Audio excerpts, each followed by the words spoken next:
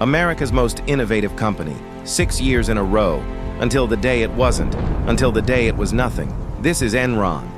They were named America's most innovative company 6 years in a row. Their CEO was on the cover of every business magazine. The White House called them friends. And then in less than 1 year, $74 billion vanished. 20,000 people lost their jobs overnight. And the men responsible walked away with millions. This is Enron, the most audacious corporate fraud America has ever seen. In 1985, a quiet pipeline company in Houston, Texas merged with another gas companion, created something new. They called it Enron. At first, it was simple and legitimate, a company that moved natural gas through pipelines, but the man who would destroy it was already inside. His name was Kenneth Lay, chairman and CEO. Charming, visionary, deeply connected to Washington. He was personal friends with President George W. Bush. Bush called him Kenny Boy. Lay had a dream bigger than pipelines. He wanted to turn Enron into something the world had never seen before. He wanted to turn energy into a product, something you could buy and sell like stocks, and for a while it worked. In 1990, Lay hired a young consultant from McKinsey.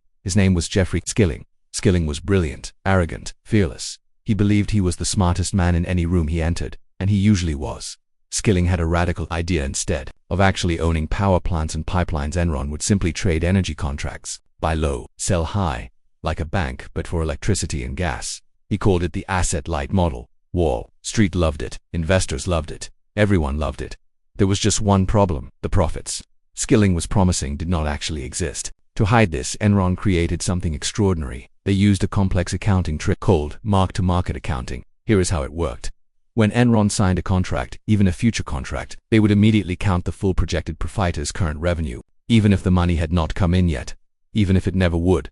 So on paper, Enron looked incredibly profitable. In reality, they were losing money every single quarter, but the stock price kept going up, because the numbers on paper said everything was perfect. And the accountants who were supposed to catch this, a firm called Arthur Andersen, were being paid $85 million a year by Enron. They saw everything, they said nothing. But even this was not enough to hide the truth forever. So Enron created something even more dangerous. They built hundreds of fake companies, shell companies, special purpose entities, companies that existed only on paper. They would move their losses into these fake companies, so the losses would disappear from Enron's books. The man who designed this system was Andy Fastow, Enron's chief financial officer. Fastow built a maze so complicated that even Enron's own board of directors could not understand it. And that was the point. If nobody could understand it, nobody could question it. By 2000, Enron's stock was at its peak, $90 per share. The company was worth $70 billion.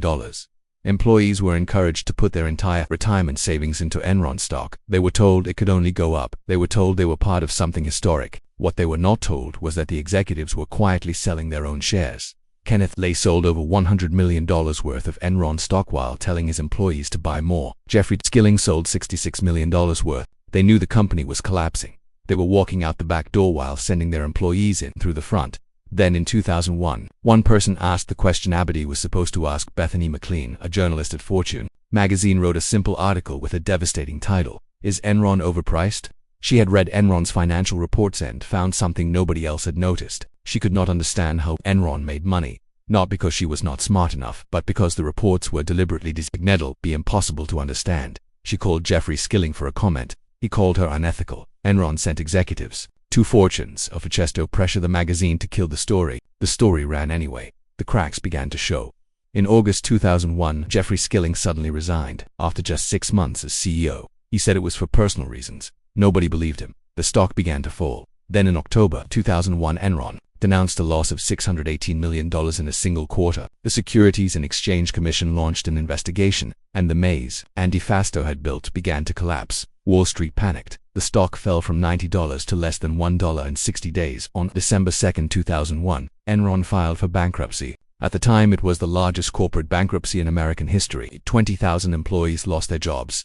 On the same day they lost their jobs, they discovered their retirement savings were gone to dirt. Every penny they had invested in Enron stock wiped out. People who had worked 30 years lost everything in a single morning. Meanwhile, the executives had already escaped. Kenneth Lay had sold his stock. Jeffrey Skilling had sold his stock. Andy Fastow had pocketed millions in fees from the fake companies he had created. They had known for months, and they had said nothing. The investigation that followed was massive. Andy Fastow pleaded guilty to fraud and conspiracy. He cooperated with prosecutors. He was sentenced to 6 years in prison. Jeffrey Skilling was convicted on 19 counts of fraud, conspiracy, and insider trading. He was sentenced to 24 years in prison, later reduced to 14. Kenneth Lay was convicted on all 6 counts against him, but before he could be sentenced he died of a heart attack in July 2006. His conviction was vacated because of his death, meaning legally he died an innocent man. Many of his victims called it the last thing he ever stole.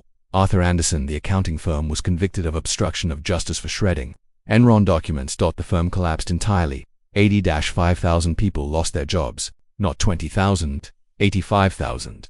The state of California had been hit particularly hard during the energy crisis of 2000 and 2001. Enron traders had deliberately manipulated California's electricity supply.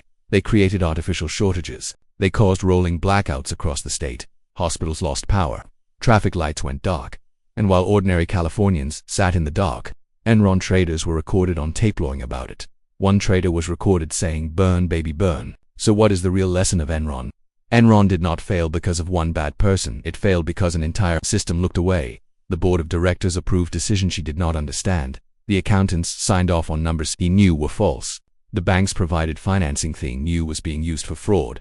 The regulators missed warning signs that were hiding in plain sight, and the employees, the 20,000 people who lost everything, trusted a system that was designed to fail them. The lesson of Enron is not about accounting tricks. It is about what happens when power has no accountability.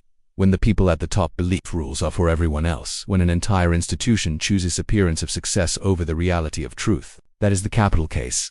Power without accountabilities not just destroy companies, it destroys lives, it destroys families, it destroys futures, and it always collapses in the end. The only question is how many people fall with. Subscribe to the capital case, because the next case is already waiting.